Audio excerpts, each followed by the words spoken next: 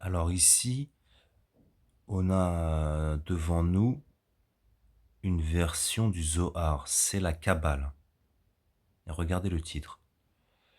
Le Zohar en araméen avec traduction hébreu.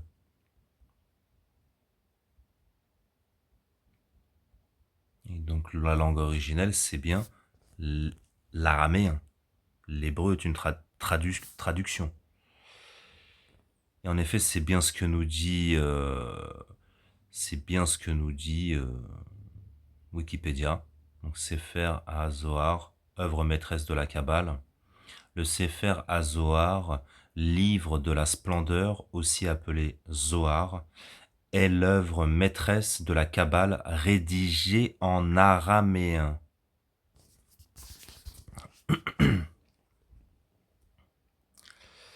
Rédigée en araméen donc. La paternité en est discutée. Il est traditionnellement attribué à Rabbi Shimon bar Yohai, Tana du IIe siècle. Donc déjà, vous voyez, donc dans tous les cas, ouais, il y a deux hypothèses quoi en fait. Il y a deux, voilà, c'est discuté. La recherche académique suggère aujourd'hui qu'il pourrait avoir été rédigé par Moïse de Léon ou par son entourage entre 1270 et 1280 en compilant une tradition orale. Je sais pas si vous voyez la chose quoi. Donc déjà dans les deux cas, vous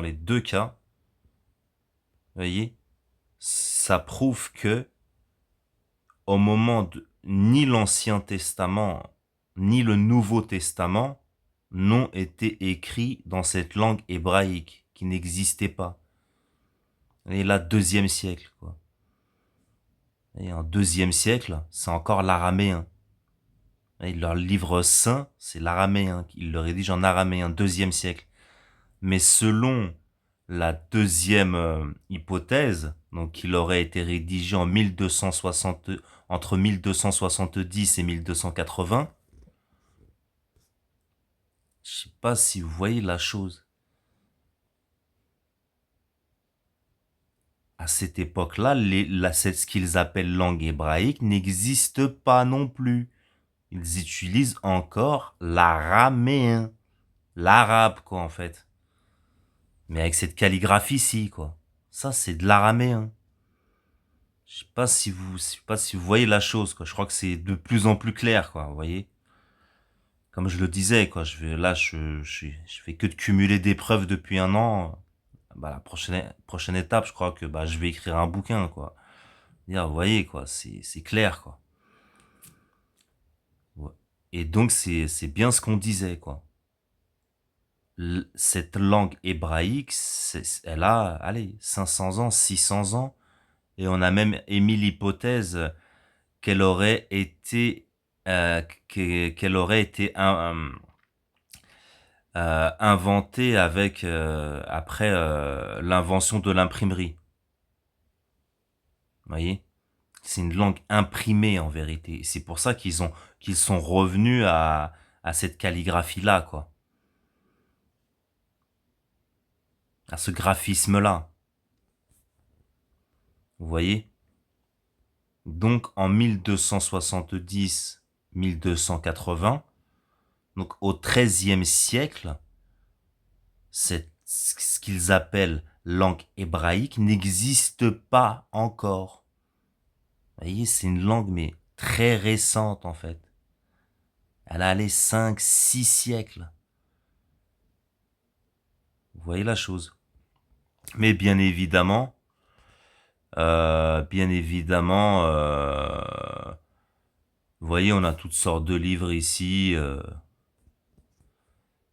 voyez, on a toutes sortes de livres ici, donc l'Exode, le texte hébreu traditionnel. On a d'autres livres, voilà. Le lexique hébreu et araméen de l'Ancien Testament. Ouais, c'est le consensus. Ça, ouais, il faut nourrir le consensus. Qu'est-ce qu'on a ici?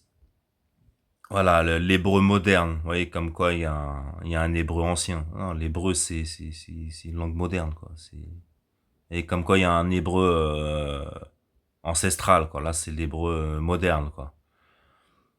Le Tanakh, voilà. Hébreu anglais. Bref. La Bible hébreu. Ça, c'est de la flûte, ça, en fait. Vous voyez? Ça, c'est de la flûte, ça. Regardez. Donc, je l'ai téléchargé, là. C'est celui-là. Donc, la Kabbale, le Zohar, en araméen, et avec sa traduction en hébreu. Regardez la chose.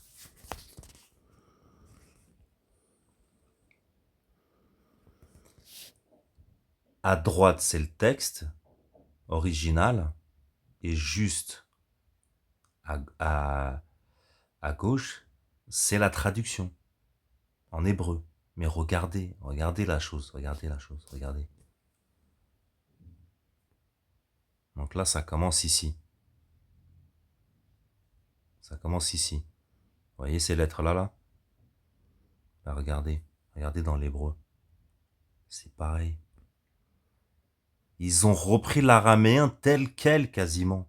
Quasiment. Regardez. Ensuite, on a voilà, cette lettre-là, là. Genre de pi, ensuite ça, et ça, et ça. Regardez. Pareil.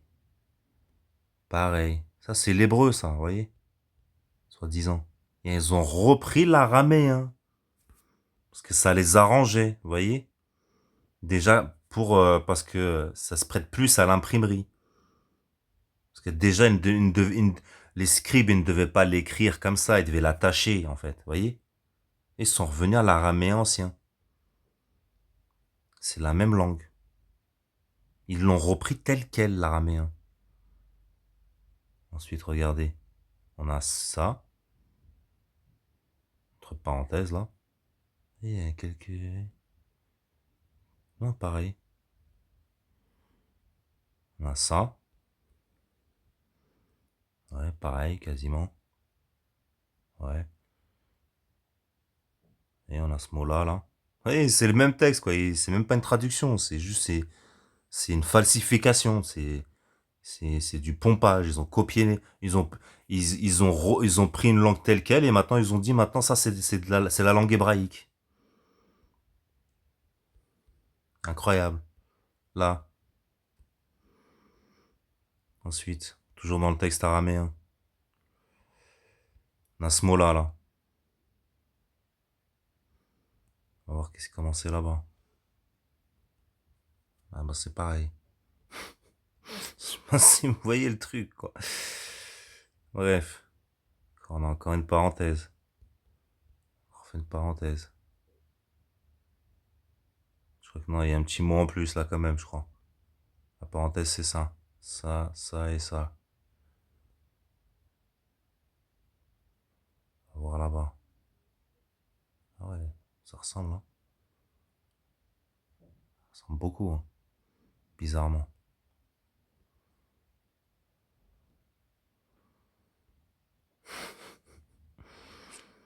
Après c'est quoi?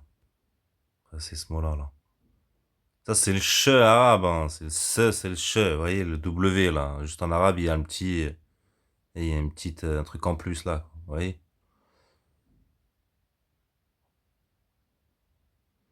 toute façon, on l'avait vu, il y avait peut-être 10 façons différentes de l'écrire. Parce que la Péchita, là, le syriaque, c'est une autre façon encore de l'écrire. C'est la même langue pourtant. C'est totalement une autre façon. On avait vu le phénicien. Le phénicien, c'est de l'araméen. Vous voyez, déjà, ça ressemble beaucoup à l'arabe. Vous voyez? Ça commence vraiment à évoluer vers l'arabe. Calligraphiquement, vous voyez? Donc là, c'était quoi le mot d'après? Celui-ci, là. Avec les deux se ou che, là, au milieu. On va aller voir là-bas, comment c'est. Ah ouais, bizarrement, on le retrouve là, quoi. On le retrouve dans ce qu'ils appellent la traduction hébraïque. Attends, c'est une traduction ou c'est la même langue? C'est incroyable. C'est pas une blague, là. Je sais pas si vous voyez le truc. C'est incroyable, quoi. Regardez, regardez, je vous laisse checker, quoi. Je vous laisserai checker. C'est incroyable, c'est quand même incroyable. C'est incroyable.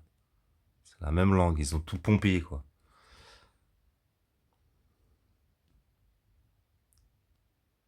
Regardez, ensuite, c'est ça et ça. C'est pareil. Ça et ça. Ça a petite différence. Ça et ça, ouais, une petite différence, d'accord. Ensuite, ça, regardez. Ça. Alors, on a oublié ce mot-là. Là, ça, c'est ici. Pareil.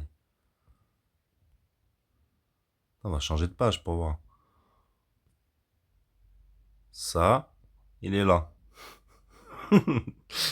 C'est incroyable. C'est incroyable, c'est incroyable.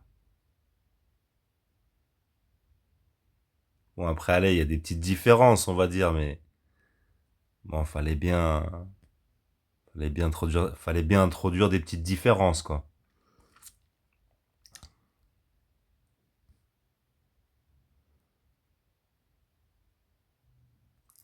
Regardez là, il est là. Bon, après, c'est différent.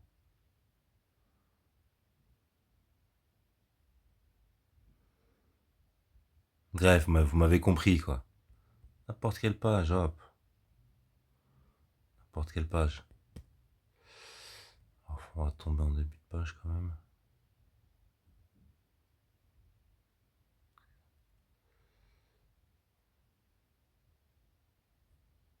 Alors, c'est où ça?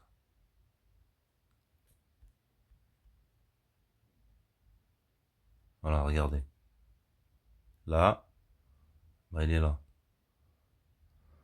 Là. C'est le même mot, c'est le même mot, c'est incroyable.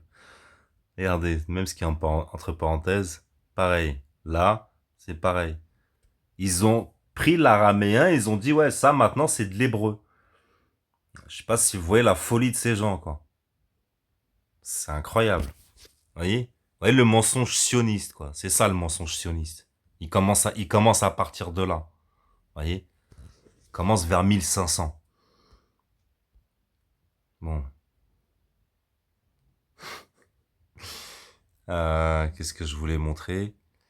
Ah oui.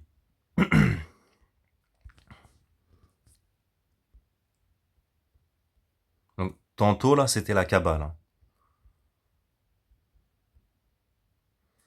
The Aramaic language of the Babylonian Talmud.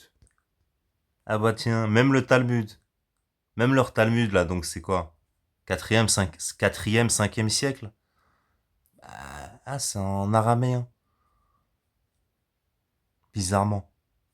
Mais elle est passée où, cette langue hébraïque? Elle est passée où? Vous pouvez me dire, s'il vous plaît, parce que je comprends pas trop ce qu'il raconte, moi.